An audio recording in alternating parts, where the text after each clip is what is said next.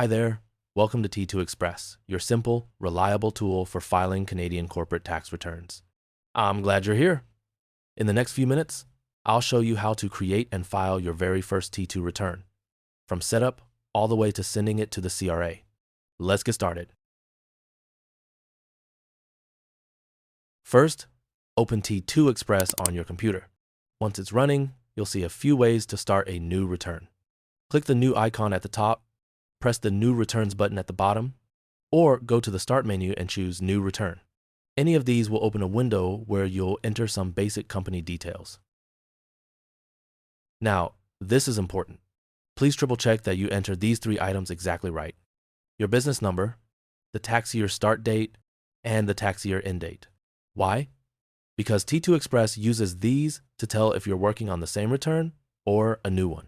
If it's the same return, you can print or file it as many times as you need without using extra licenses after the first time. When you're ready to print or file for the first time, a license reminder will pop up. Just take a quick look at those three details again, then click OK to continue.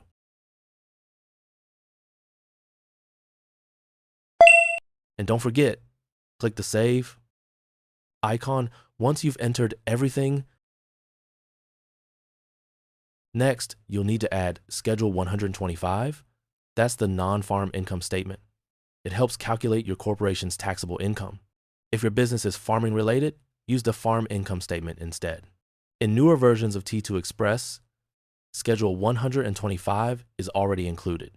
If it's missing, go to Forms menu, then add Schedule 125 option.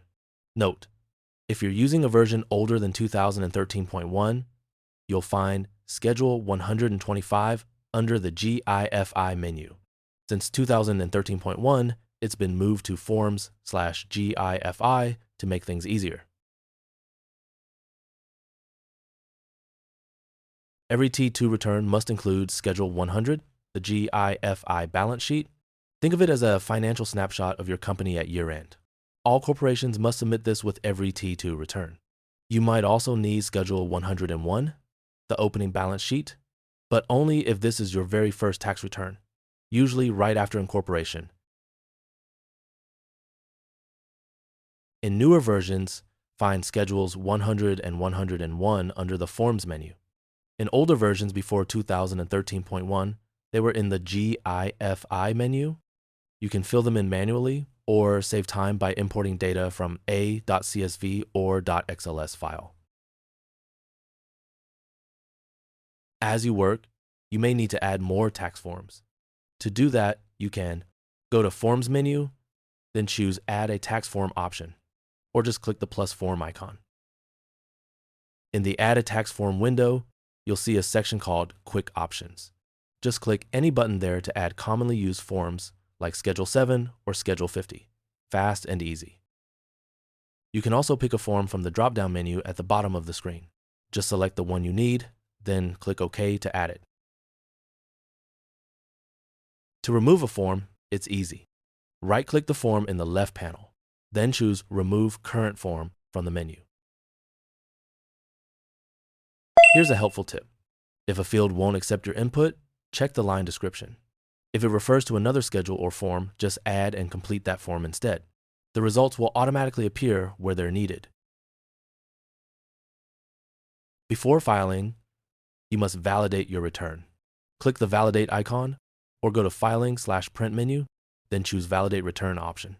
The software will check everything and highlight any issues that need fixing. The validation results window will list any errors.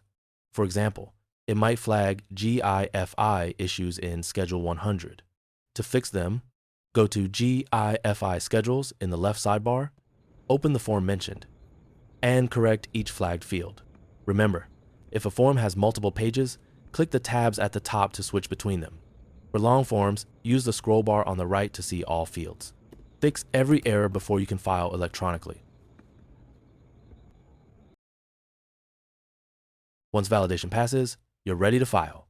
Click the T2 Internet icon, or go to Filing/Print, then T2 Internet Filing Core File option.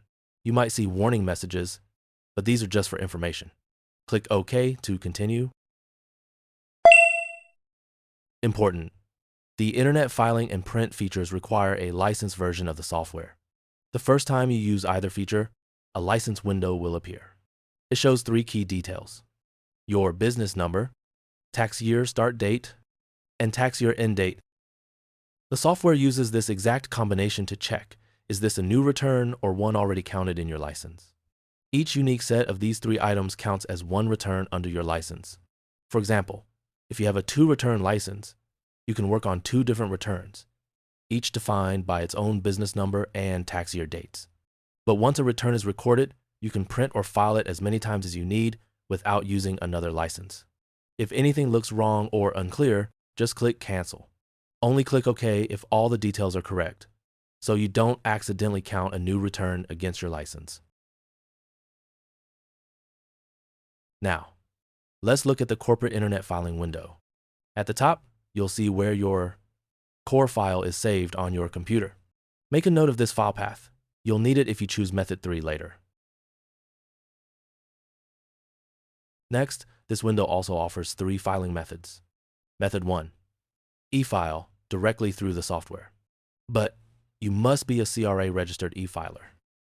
If you are, first, set up your e-filer ID and password in the software preferences. Then, click File It Now, and your return goes straight to the CRA.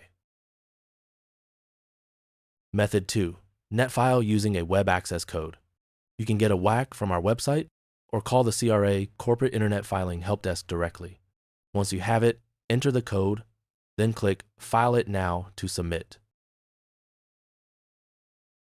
Method 3, manual upload via the CRA website.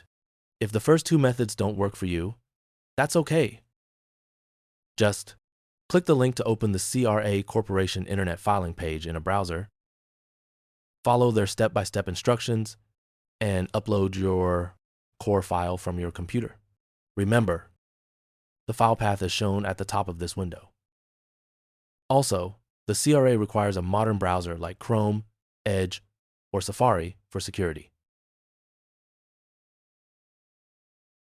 If you file via e-file or netfile and your return is accepted by the CRA system, you'll see a confirmation code in the results window. If your return is rejected, don't worry. The CRA will display back an error code and a clear explanation. Just follow the message, fix the issue, save your return, and try again. And remember, you can refile the same return as many times as needed. No extra license charge, as long as the business number, start date, and end date stay the same. That's it.